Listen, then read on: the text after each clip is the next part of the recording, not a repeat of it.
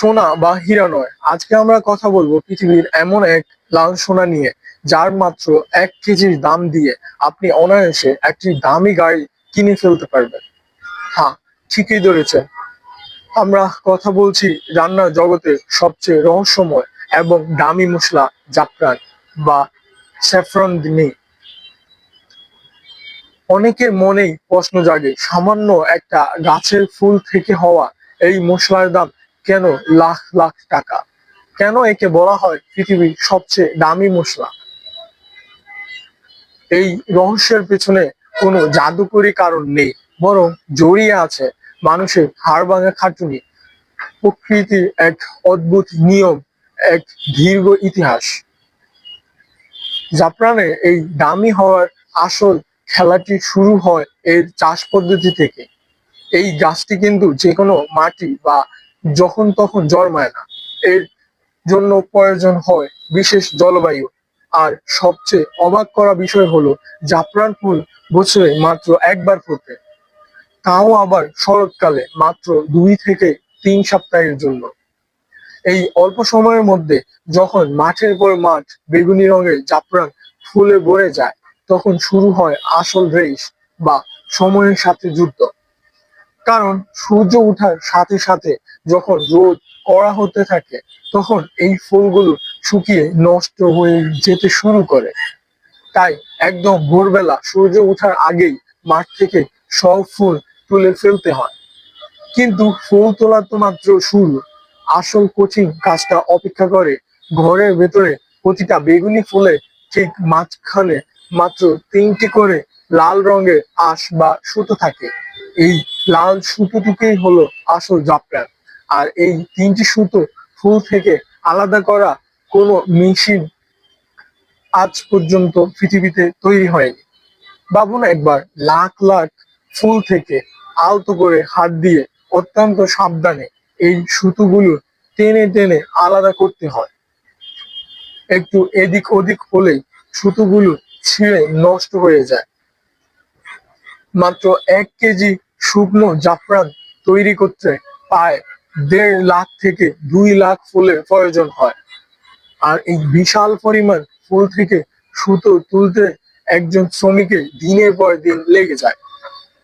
এই যে মানুষের অবিশ্বাস্য শ্রম, সময় আর প্রকৃতির এই কৃপণতা, এটাই হলো জাফরানকে সোনার চেয়ে দামি করে তোলার মূল কারণ।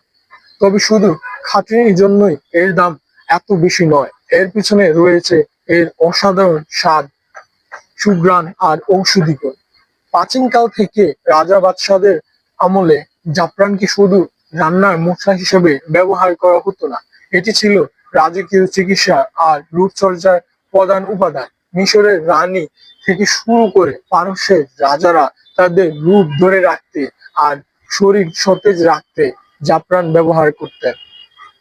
আধুনিক বিজ্ঞানও বলছে জাফরানের মধ্যে এমন কিছু উপাদান আছে যা মানুষের মানসিক চাপ কমাতে, চোখের জ্যোতি বাড়াতে এবং ত্বককে ভেতর থেকে উজ্জ্বল করতে সাহায্য করে। বর্তমানে পুরো পৃথিবীর প্রায় 90% জাফরানের উৎপাদন হয় ইরানে।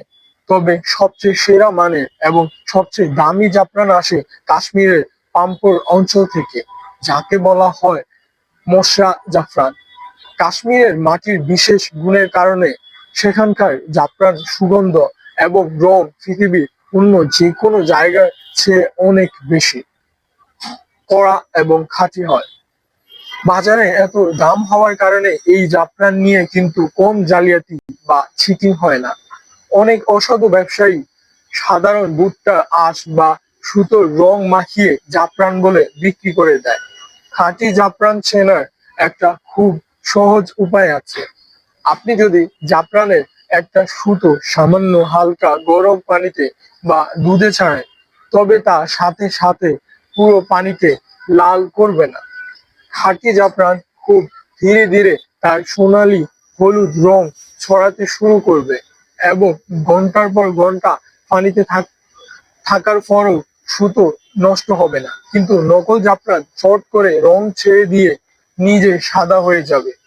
অর্থনীতির একটা চিরন্তর নিয়ম আছে, যেই জিনিসের যোগান বা সাপ্লাই কম এবং মানুষের পরিশ্রম যত বেশি, বাজারে তার চাহিদা আর দাম সব সময় সবার উপরে থাকে। জাফরান হলো পৃথিবীর সেই নিয়মের সবচেয়ে বড় উদাহরণ। যুগের পর যুগ ধরে মানুষ এর পেছনে সোনা ছড়াতেও দ্বিধা করেনি। রাজকীয় রান্না থেকে শুরু করে দামি পারফিউম কিংবা আয়ুর্বেদিক ঔষধ, সবখানে এই লাল সোনার রাজত্ব আজও একচ্ছন্ন। তাই পরবর্তী সময়ে যখন আপনি কোনো খাবারে জাফরানের চমৎকার সুগন্ধ পাবেন, তখন শুধু তার স্বাদের কথা ভাববেন না, মনে রাখবেন এর পেছনে সেই হাজারো শ্রমিকের হাত আর প্রকৃতির সেই অদ্ভুত এক টুকরো ইতিহাসকে। ধন্যবাদ বন্ধুরা, এতক্ষণ পর্যন্ত আমাদের সঙ্গে থাকার জন্য। আশা করি পরবর্তীতে অন্য কোনো ভিডিওতে আপনাদের সাথে আবার দেখা হবে। ততক্ষণ পর্যন্ত ভালো থাকবেন, সুস্থ থাকবেন।